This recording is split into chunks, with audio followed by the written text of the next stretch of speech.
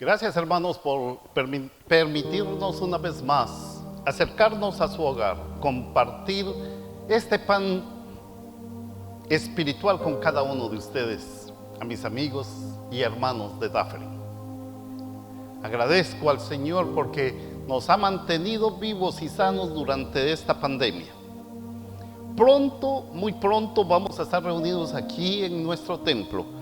Por favor, esté atento a las noticias y a las informaciones que estaremos dando en la presente y la siguiente semana. Alabo al Señor por la vida de cada uno de ustedes. Alabo al Señor porque nos ha mantenido en paz y con buena salud. Vamos a orar. Dios de la gracia, creaste nuestras mentes para crecer en sabiduría. Creaste nuestros corazones para expandirnos con amor por ti y por tu mundo. Creaste nuestras voces para cantar tus alabanzas para siempre. Ahora, Señor, llénanos a desbordar por tu Santo Espíritu, para que podamos adorarte en espíritu y en verdad. Además, para que podamos ser audaces y sin miedo a seguirte. Y esto te lo estamos pidiendo en el nombre de nuestro Señor Jesucristo. Ahora, hermanos míos, conociendo nuestras limitaciones e impurezas, pidámosle al Señor que limpie de nosotros pensamientos, palabras y acciones indignas, por su gracia pueda ser sucedido en el nombre de nuestro Señor.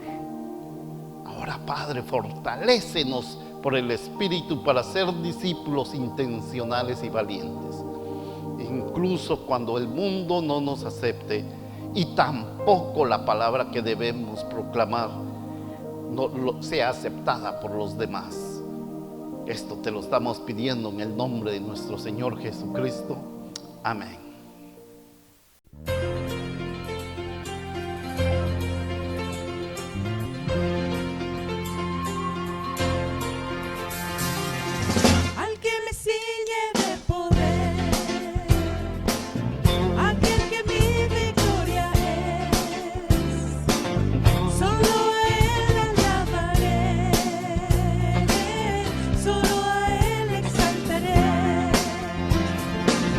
Al que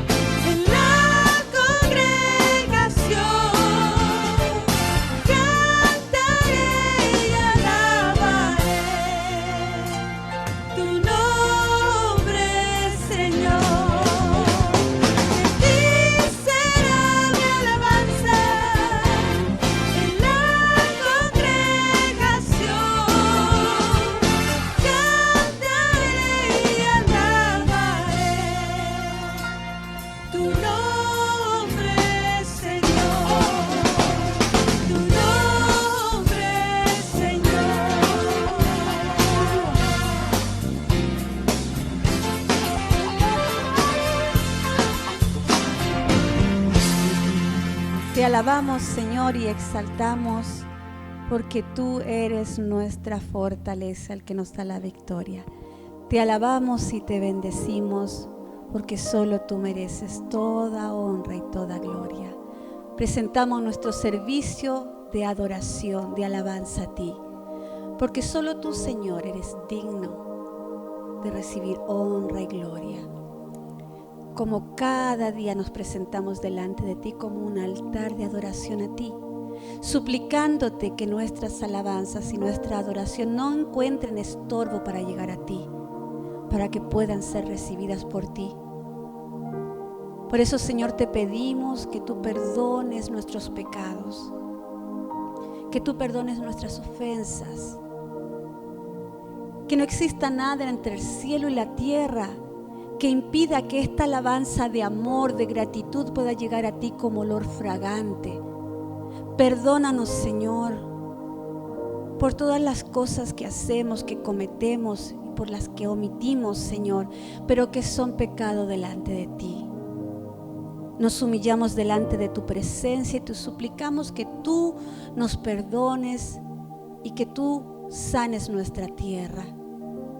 Y así nos presentamos limpios como un altar de adoración a ti, trayendo cánticos de gozo, cánticos de amor, cánticos de agradecimiento a ti, Señor, reconociendo que tú eres nuestro Dios, que tú eres nuestro Señor, que tú eres nuestro escudo, nuestra fortaleza, que tú eres nuestro Abba, tú eres nuestro Padre celestial. Gracias, Señor, porque no hay otro Dios como tú en los cielos ni en la tierra. Recibe alabanza y adoración de nosotros, tus hijos, de los que te amamos y de los que confiamos y esperamos en ti. En el nombre de Jesús te pedimos todo esto, Señor. Gracias, sé tú en medio nuestro, Señor.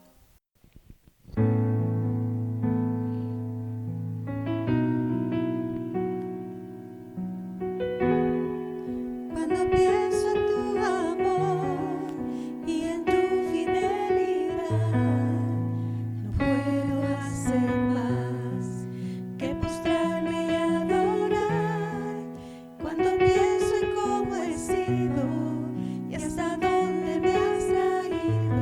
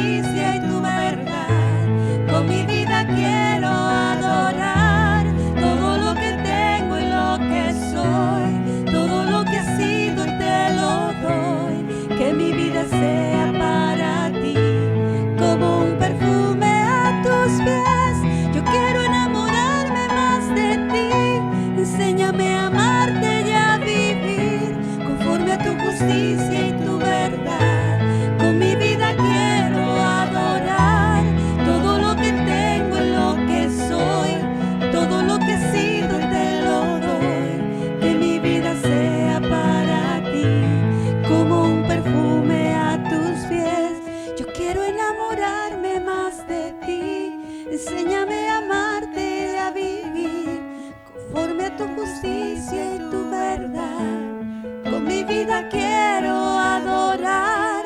Todo lo que tengo y lo que soy, todo lo que he sido te lo doy. Que mi vida sea para ti como un perfume a tus pies. Yo quiero enamorarme más de ti. Enséñame a amarte y a vivir conforme a tu justicia y tu verdad. Con mi vida quiero adorar. Todo lo que tengo y lo que soy, todo lo que he sido y te lo doy. Que mi vida sea para ti como un perfume a tus pies.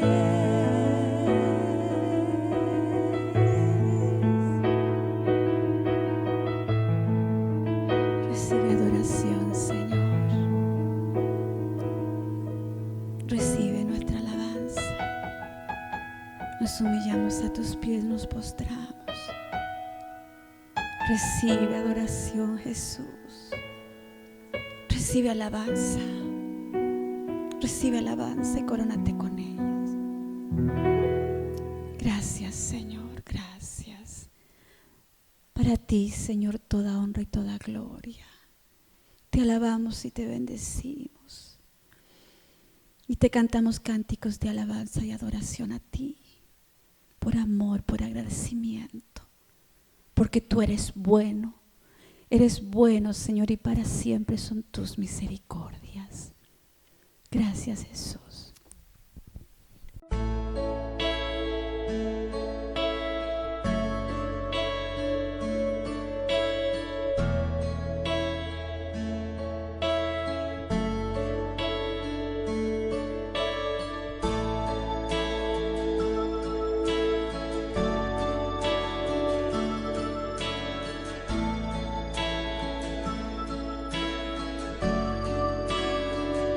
A tus pies arde mi corazón, a tus pies entrego lo que soy. Es el lugar de mi seguridad, donde nadie me puede señalar. Me perdonaste, me acercaste a tu presencia, me levantaste y me postro a adorarte. No hay lugar más alto, más grande que estar a tus pies, que estar a tus pies. No hay lugar más alto, más grande que estar a tus pies, que estar a tus pies.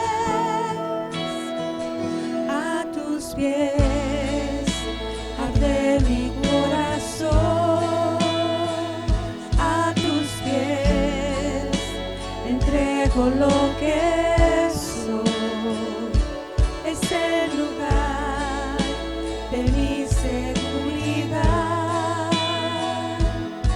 donde nadie me puede señalar. Me perdonaste, me acercaste a tu presencia, me levantaste y hoy me postro a adorarte. No hay lugar más alto,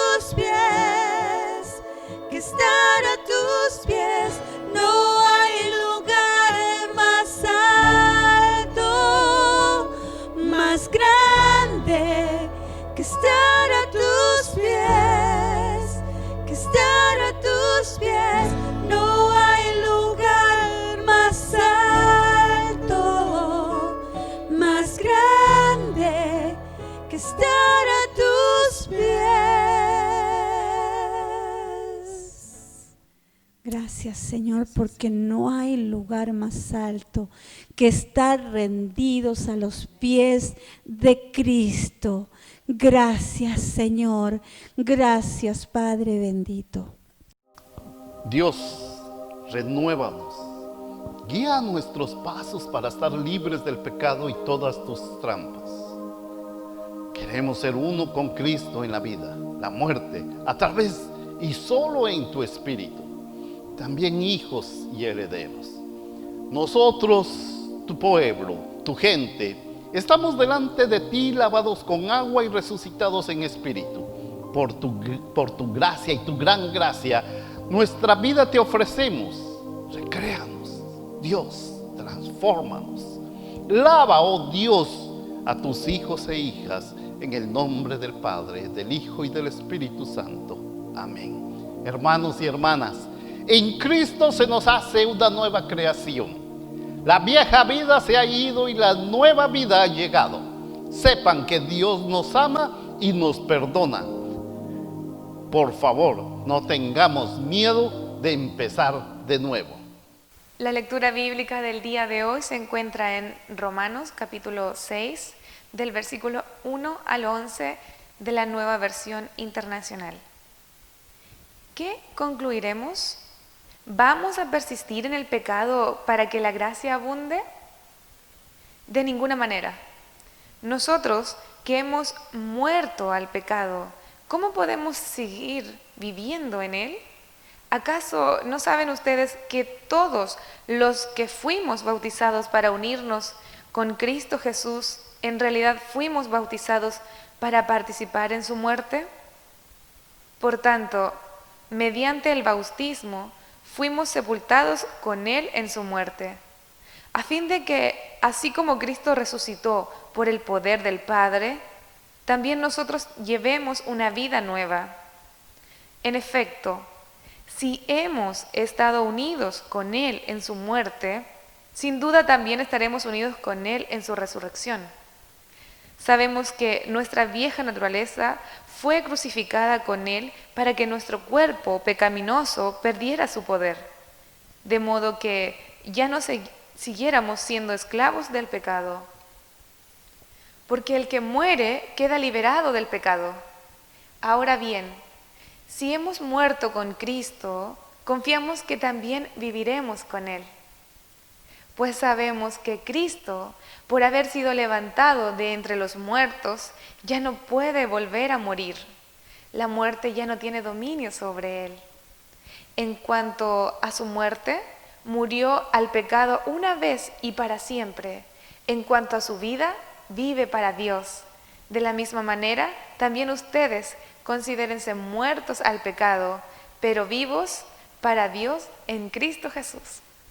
Escuchando la lectura bíblica de hoy de Romanos, cada vez que reflexiono en las cartas de Pablo, a menudo me pregunto si alguna vez este apóstol, esta persona, este gran predicador fue sacado de sus cabales o le sacaron el apellido, como solía decir mi madre. Él vivió y se consagró totalmente para el ministerio.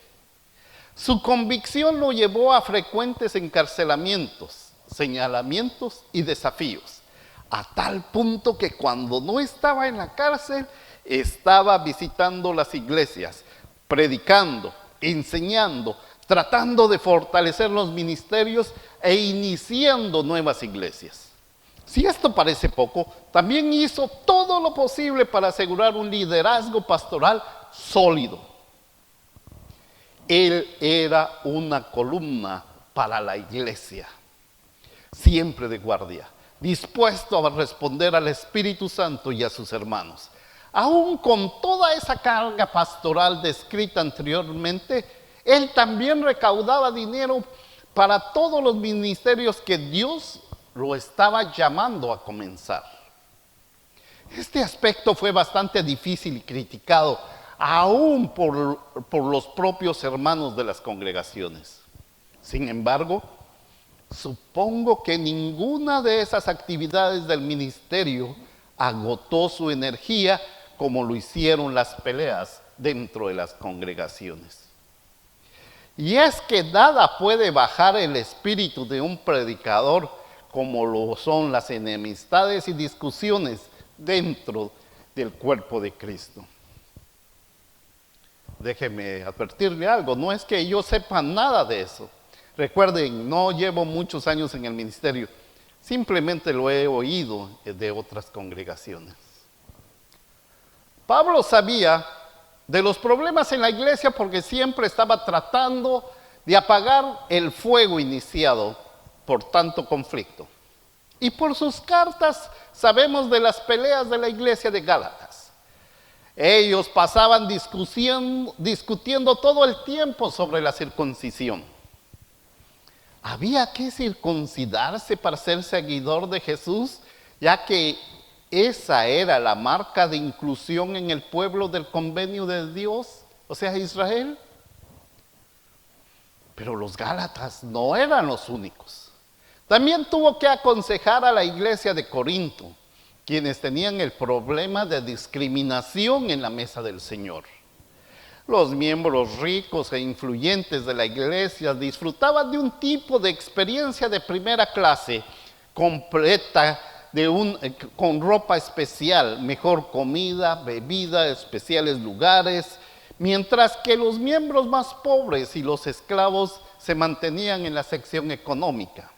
Con suerte, obtenían una pequeña ración, o sea, una bolsa de chips, si nosotros la podemos imaginar ahora, con un pequeñísimo vaso de soda. Ellos habían olvidado que la mesa del Señor es el lugar donde todos somos bienvenidos, iguales, y somos una familia. Pablo consideró que cualquier reunión sin fundamento bíblico necesitaba ser desmantelado o destruido ladrillo a ladrillo. Por ello estaba decidido a cambiar esas costumbres. Pablo estaba en una campaña de mayordomía para obtener un mejor presupuesto para la iglesia de Jerusalén. Él esperaba que una ofrenda conjunta recibida de muchas congregaciones diferentes fuera un símbolo lo suficientemente fuerte como para reconciliar a los cristianos judíos de los cristianos gentiles. Esa desunión era un problema. Él pensaba que si todos pudieran verse a sí mismos solo como un cuerpo en Jesucristo. Con ese pensamiento, entonces el evangelio podría llegar a los lugares más recónditos. Tal vez Pablo tuvo este pensamiento sueño en su época. Pablo, cansado o no, decidió enviarles unas recomendaciones a los que vivían en Roma. Si bien es cierto, él no había estado en esa congregación, pero les había dado seguimiento y mantenido contacto con algunos de sus líderes. En su mayor parte, las cosas eran bastante bien manejadas. Sin embargo, ellos, como todas las comunidades, se enfrentaban a muchos desafíos propios de su comunidad. La iglesia en Roma era étnica y culturalmente mixta. O sea, personas de diferentes lugares.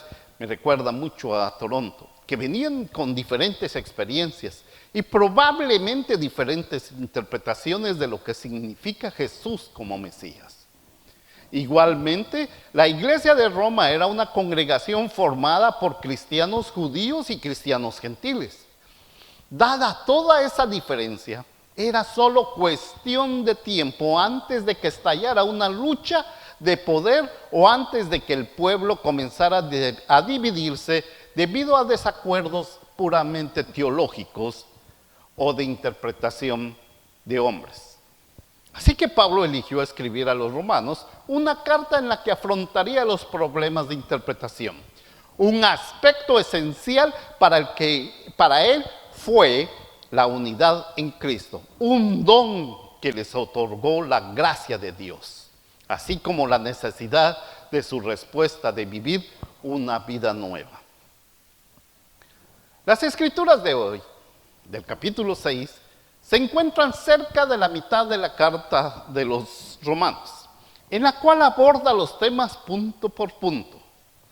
Permítanme recordarles sobre el capítulo 5, Él pasa mucho tiempo abordando el tema del pecado y la gracia, asegurando que el don gratuito de la gracia de Dios es más fuerte que cualquier esclavitud o dependencia pecaminosa. En cuanto a la misericordia de Dios, dice que es más fuerte que el pecado en nosotros. Alguien predicaba una vez, y hoy recuerdo, no hay nada que podamos hacer, ningún pecado que cometamos, ningún mandamiento que quebremos, que no es vencido por el amor y la gracia de nuestro poderoso Señor, el cual Dios nos lo ha dado a través de Jesucristo. Ese es el resumen del capítulo 5 en pocas palabras en este mi pobre español. En el capítulo 6 trata de poner fin a cualquier idea de ese enorme don de gracia que presume ser de alguna manera barata para todos los cristianos. Si hiciéramos aquí un estudio, todos quieren vivir bajo gracia porque no hay que hacer nada. Pero por el hecho de que Dios no nos pide nada en respuesta. En otras palabras, Pablo se está preocupando de que la gente de Roma no pudiera interpretar que si pecar produce la gracia de Dios, entonces si pecamos mucho más, si somos malos y seguimos siendo malos, significaría que Dios tendría más gracia para nosotros. ¿Y quién no quiere eso? Podría ser lo mejor de ambos mundos. ¿Qué vamos a decir entonces? Pablo escribe: debemos continuar en pecado para que abunde la gracia. Absolutamente no. Ese es un pensamiento muy ridículo. De ninguna manera. ¿Por qué?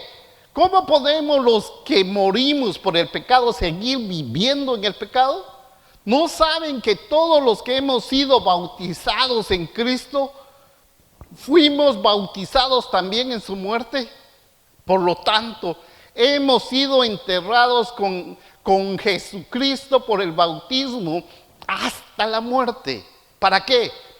Así como Cristo fue resucitado de entre los muertos por la gloria del Padre, nosotros también podamos caminar esa senda de la vida. Sabemos que nuestro antiguo yo fue crucificado con Él para que el cuerpo del pecado pudiera ser destruido y ya no seamos esclavizados o dependientes del pecado. No necesitamos hacer estudios para saber que Pablo y los romanos tenían una visión del mundo muy diferente a la nuestra. En esa época no había ningún concepto como los que manejan ahora los teóricos políticos. Autonomía, autogobierno, democracia y mucho menos autodeterminación. Ellos solo manejaban conceptos que siempre eran gobernados por algo o por otra persona, nada más. El reinado de César o el reinado de Dios, nada intermedio, nada similar. O el reinado del pecado sujeto a su poder o al poder de Dios. No había ninguna zona media para Pablo o para los romanos. No había aquellas expresiones espiritual, pero no religioso. No, yo soy cristiano, creo en Dios, pero según mis reglas. Nuestros pensamientos modernos no tendrían ningún sentido para Pablo o las congregaciones de ese entonces. La lección era clara: o vives en el reinado del pecado, tu carne, como diría Pablo, o en el reinado de Dios, o en el sentido espiritual. Perdón, hermanos, no estoy pensando en ningún hermano en específico. Estoy pensando a nivel global de lo que es el pensamiento cristiano de nuestra época. Pablo también quería dejar claro cómo sus identidades bautismales impactaban directamente en la forma que ahora estaban llamados a vivir juntos como iglesia y a salir al mundo. En tu bautismo, dice, ya has muerto, y en tu bautismo ya has renacido. En los párrafos anteriores utilicé una palabra recreado, volver a ser creado, que es el significado del bautismo. Eso significa que la muerte ya no tiene dominio sobre nosotros. El miedo ya no tiene tu número de teléfono, tu WhatsApp. No, Jesús murió de una vez por todos. Así que todos debemos considerarnos muertos al pecado y vivos a Dios en Cristo Jesús. Nuestro reforzamiento de este párrafo es: no tenemos que temer a la muerte, porque en nuestro bautismo ya hemos muerto. Si bien esta imagen fuerte y vibrante del bautismo como muerte era familiar para los romanos, podría no ser tan familiar para nosotros. No sé cómo se ha predicado el bautismo aquí en el pasado en la iglesia, pero sé que no son las imágenes bautismales que a menudo uso o predico. Me concentro en la nueva vida o en la realidad del bautismo como el anuncio de Dios de la renovación y el sello de Dios. Y esos significados son bíblicos y verdaderos también. Pero como Pablo nos recuerda hoy, también lo es esta imagen del bautismo como muerte y resurrección. Hay un escritor que se llama John, en su libro Creciendo con los hijos en la fe cristiana. Él escribe un bautismo que presenció en una pequeña iglesia de un pueblo latinoamericano. Yo no sé si sea Chile o Bolivia, pero por ahí va. La congregación se había reunido y recordado los actos de gracia de Dios, tal como Pablo lo hizo en el capítulo 5. Pero en el momento en que respondieran a la palabra de Dios con el bautismo, era un poco diferente a lo que nosotros hemos dicho. Pero cuando podríamos cantar Jesús me ama o bautizado en el agua, son cantos tradicionales o himnos tradicionales, en esta pequeña iglesia, déjenme contarles, la congregación comenzó el bautismo con los sonidos tristes de un himno funerario.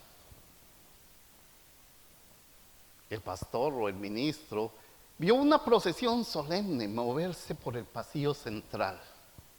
Un padre llevaba un ataúd de un niño que había hecho de madera. Sí, una caja de muerto. Una madre llevaba un balde de agua del pozo de la familia. Y el ministro llevaba a un bebé dormido envuelto solo en una manta. Al llegar a la pila del bautizo, el ministro colocó el ataúd en el altar.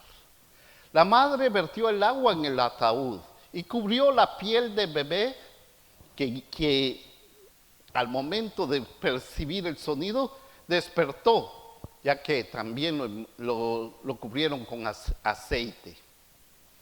El canto congregacional se suavizó a un solo susurro. El ministro bajó lentamente al niño al ataúd y se metió la cabeza del niño en el agua. Y al hacerlo exclamó: te mato en el nombre del Padre, del Hijo y del Espíritu Santo. ¡Amén!, gritó todo el mundo. Luego, levantando rápidamente al niño en el aire para que todos lo vieran, declaró: yo te resucito para que ames y sirvas al Señor en el nombre del Padre, del Hijo y del Espíritu Santo.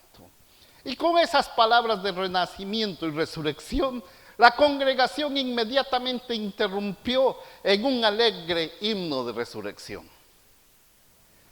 ¿Se imaginan que esto sucediera aquí en la iglesia de Dufferin cuando Carolina se vaya a bautizar?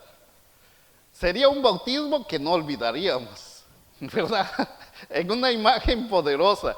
Y me pregunto si esa pequeña congregación latinoamericana tiene tantas luchas de identidad teológica como los de Corintios o los Gálatas, o como nosotros los bautistas, presbiterianos o pentecostales, que a veces podemos tener discusiones teológicas que no tienen ninguna razón. Me encantaría saber cómo ellos recordaban la muerte al pecado y su renacimiento en la gracia, y cómo esto había afectado su vida juntos y la forma en que viven su fe en el mundo.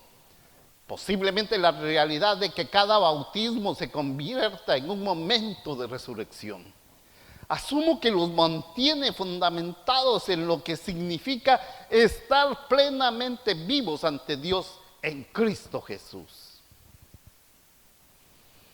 Tal vez su ensayo de entregarse a Dios, de confiar que en su bautismo ya han muerto, tal vez ese recordatorio constante hace que la lucha ocasional de la iglesia mundana y cualquier pelea o queja palidezcan en comparación.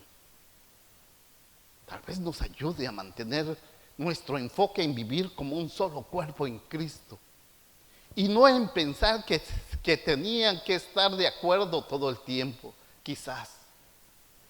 Pero más que probable, esa pequeña iglesia, al igual que la iglesia de Gálatas, al igual que la iglesia de Corintios, al igual que la de Roma, al igual que nuestra propia denominación, esa pequeña iglesia todavía discute entre sí acerca de lo que significa ser fiel y quién decide qué. Apuesto a que tienen su propia parte de descontento y de debates. Pero claro, eso es parte de estar juntos en la iglesia y estar, ¿por qué no?, vivos, haciendo algo, no simplemente reunidos sin hacer nada.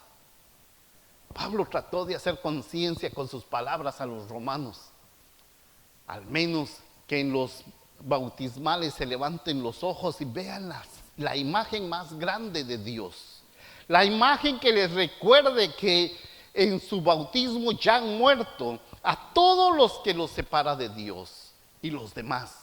Y debido a eso, sean completamente libres de vivir como un cuerpo amados en Cristo Jesús nuestro Señor. Y no por lo bueno que fueran, sino por lo bueno que Dios es para nosotros. No puedo evitar pensar que era este tipo de visión de gran imagen que Pablo esperaba, que los romanos, los gálatas, los corintios también captarían.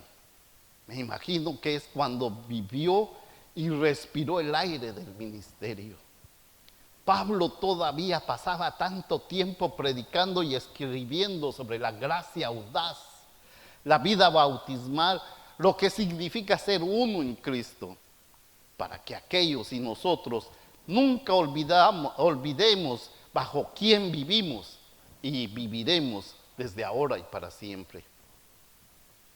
Sí, para que ellos y nosotros nunca olvidemos la deliciosa libertad que se nos ha dado para estar plenamente vivos y como familia juntos. También, usted y yo, conozcamos y confesemos y creamos que en Jesucristo la muerte ha perdido su gloria y su fuerza.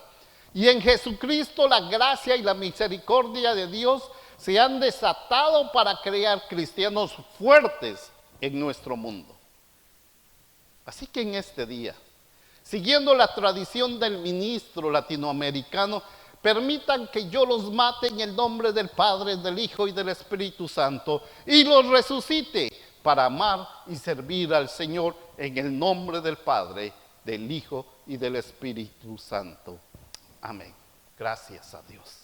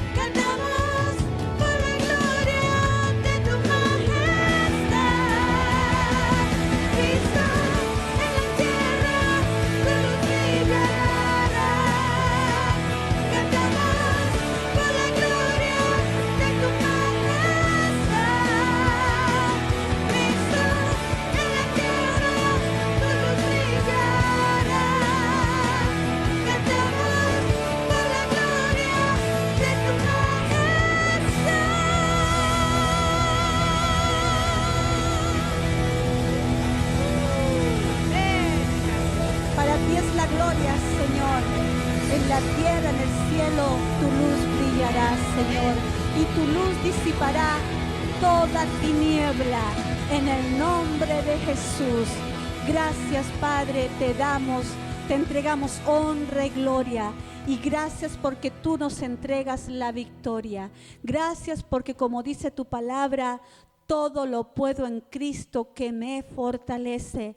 Y en medio de todas estas situaciones adversas que el mundo y que cada uno de nosotros hemos estado pasando, no ha sido peor porque Dios ha estado con nosotros.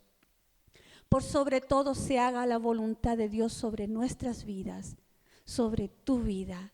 Pero no olvides que Dios está ahí contigo, que su Espíritu Santo está en medio de los que lo invocan, de quienes claman a Él.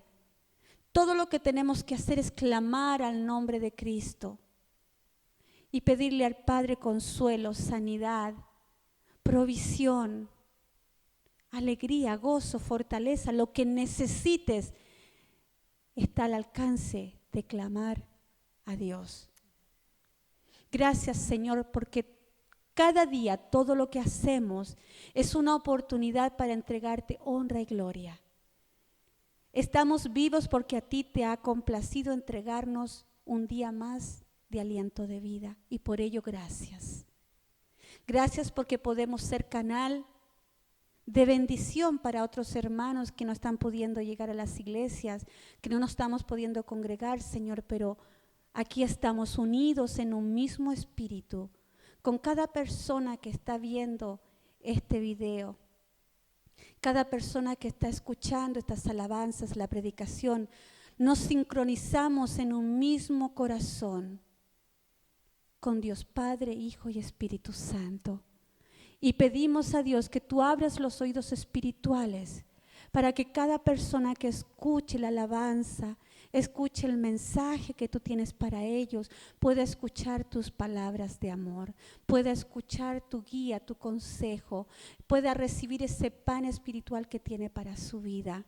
Y pueda sentir que no estás solo ni sola, que tú estás en medio de ellos, que tú los estás abrazando y que tú los estás rodeando con cuerdas de amor, Señor. Que tu provisión también es para quien la necesita, porque tu palabra dice que tú darás para todo lo que necesitamos conforme a tus riquezas en gloria, y que no he visto justo desamparado ni su descendencia mendigando pan. Gracias porque tú provees para todos, Señor, porque tú nos cuidas, porque tú tienes cuidado de cada uno de nosotros. Gracias por tanto amor recibido, Señor, y que ese amor llegue a cada una de las personas que está recibiendo esta palabra hoy. Que sepa que Cristo le ama, que nada somos fuera de Cristo y que nada hay fuera de Cristo. Gracias, Señor. Todo lo que hemos hecho, Señor, ha sido para tu honra y para tu gloria. En el precioso nombre de Jesús. Amén. Bendiciones, hermanos. En Cristo se nos hace una nueva creación, hermanos. Recuerden que la vieja vida se ha ido y la nueva vida ha llegado. Sepan que Dios nos ama y nos perdona. Hermano y hermana, no tengamos miedo de empezar de nuevo. Acerquémonos con confianza a la mesa, bautismo y vida del Señor Jesucristo. Padre, ahora te dejo en tus manos, Señor, la vida de nuestra congregación, la vida de cada uno de los que integran nuestro cuerpo, nuestra unidad, y toda persona que tú has creado. Que tu gracia siempre nos siga manteniendo bajo tus manos y tu sombra. Bendice a cada uno por nombre de nuestra congregación. También, Señor, recuerdo aún más el nombre de Pascal en mis peticiones para que tú la sigas bendiciendo y protegiendo. Te pido, Señor, por cada uno de los enfermos y enfermas de esta congregación y los amigos de esta congregación que también están enfermos. Señor, están en tus manos para que tú cumplas tu voluntad. Hermanos y hermanas, que el Señor Dios de paz, que resucitó de los muertos a nuestro Señor Jesucristo, el gran pastor de las ovejas, por la sangre del pacto eterno, os haga aptos para toda obra buena, y para que hagáis su voluntad, haciendo Él en vosotros lo que es agradable delante de Él, por Jesucristo, al cual sea la gloria por los siglos de los siglos. Amén.